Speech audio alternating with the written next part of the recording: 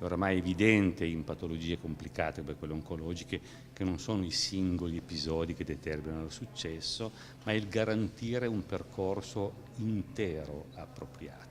Senza numeri non si fa scienza. La massima di Galileo Galilei, uno dei più prestigiosi docenti dell'Università di Padova, torna a risuonare tra le pareti del Bo. 1.200.000 euro di finanziamento pubblico sovvenzioneranno un innovativo doppio progetto di monitoraggio delle performance diagnostiche e sanitarie in campo oncologico.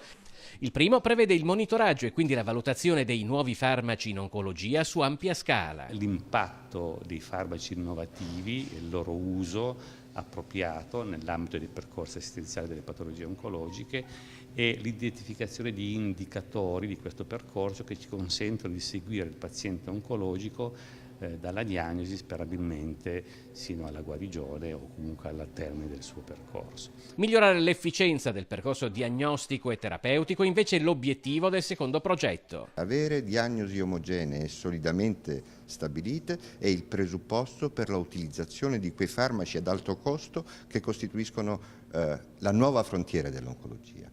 Questo tipo di combinazione tra l'area diagnostica e l'area terapeutica è proprio della Regione del Veneto. Questo è un tratto fondamentale perché dalla imbricazione di questi due momenti che si può attendere quel successo terapeutico che noi tutti ci aspettiamo.